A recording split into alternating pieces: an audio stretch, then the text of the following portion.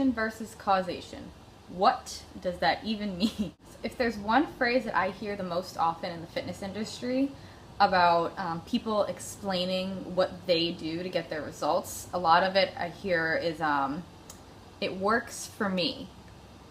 Now, back up, we're going to go talk about causation, correlation versus causation before we even jump into that. Correlation means that something, an action that happens or an action that you do may be causing or it may be relating to an outcome that you get, but it isn't causation. So causation is the direct action that causes something to happen. So for example, I saw a little meme today that made me kind of spark the idea of this video. The meme said, a group of scientists cut off a frog's legs and then told the frog to jump. The scientists can then conclude that when a frog loses its legs, it becomes deaf.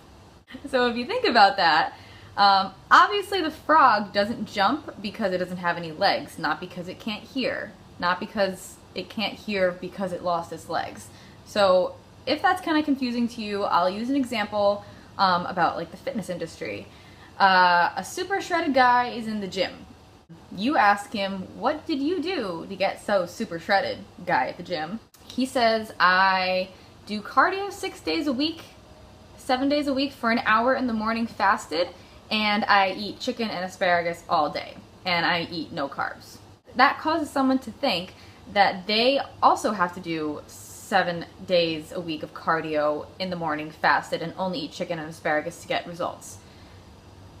That's not the direct causation of the results that that super shredded guy at the gym has. Sure, doing cardio and using the cardio to increase your caloric deficit and eating those two particular foods or clean foods or only non-processed foods to get those results also correlates because those are low-calorie foods, and by accident or by chance, that also increased the caloric deficit that the person was in.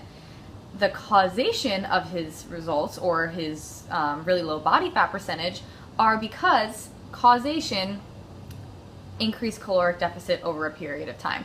That is the causation of low body fat percentage. The way people go about that is totally different. Some people claim X, Y, and Z works, but that's correlation, not causation. So I just kind of wanted to clarify.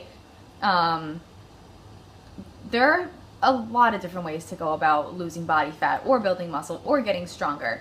But just because someone who has done that claims that there's certain particular things that they did that worked for them to get them their results doesn't mean that that's the cause of their results. So the one thing that kind of really gets me is that people look up to people with a large following or IFBB pros or things like that, or people like that seem to have a professional status or an expert status or whatever. But a lot of those times, those people got their information from somebody else, and that's all that they know, and they haven't really figured out the reasons why on their own. So they just keep kind of perpetuating the myths I don't have carbs after dark, or whatever fucking time you decide you want to stop eating carbs at because your body automatically starts processing them and storing them as fat after 6 p.m. People continuously perpetuate fasted cardio is the only way to burn stubborn body fat, and what else? Bro science myths. The anabolic window, 30 minutes post-workout you have to have a shake. Things like that, they get perpetuated because people do them and then they also get results, but they might be getting results from, they are getting results because of the direct cause of their caloric deficit and their loss of body fat, and it's not necessarily, just because they do have a post-workout shake after every workout doesn't mean that that's causing them to lose their body fat or to gain muscle or anything like that. So the reason why so many people struggle and get super confused about those things is that these people who aren't necessarily experts perpetuate this information, and they just keep passing it down and passing it down and passing it down and say that it works for them. But I wanted you guys to know that just because they're doing it doesn't mean that that's the cause that they're doing it. And there's a different way to do things, and you can be in a caloric deficit, and it doesn't have to be a drastic caloric deficit, but you'll still lose body fat. And you don't have to eat only clean foods, but make sure that the foods that you're eating are within your macronutrient range, so you are ensuring that you're in a caloric deficit.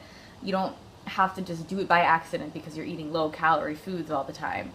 So I just kind of wanted to like clarify that awful thing that goes around in the fitness industry nowadays. Just to end this little note, your results are going to come from whether or not you're in a caloric surplus or in a caloric deficit, whether or not you're trying to lose body fat or gain muscle. You can do that by doing cardio, you can do that by your weight training, and you can do that by tracking your food, but all these myths that aren't actually backed up by science aren't necessarily going to cause that to happen. So I just wanted to say that. I hope y'all guys enjoyed this video. Please give this video a thumbs up if you enjoyed it. It really helps me out to know whether or not you guys like videos like this. I'm always willing to take YouTube video suggestions. I'm taking a suggestion from somebody else who said that they want to hear about a supplement list or explanation of like the supplements that you should be taking, so be on the lookout for that. Again, so give this video a thumbs up if you enjoyed it. Thank you so much. I totally appreciate you guys. And last but not least, I just opened the registration to my 8-week challenge. That is going to start November 1st. So registration is going to be open until the spots fill up. So make sure you check out my website, www.amandabucifit.com. It'll be right here. And the link will be in the description for that as well. I really hope a lot of people sign up for it. I'm really excited about it. I'm putting a lot of work into it. It's going to be like a great little way to get a group of people together, so you guys can like motivate and inspire each other, and also get the information from me that you need to actually see your results. So thank you guys for watching. Appreciate you, and I will talk to you in the next video.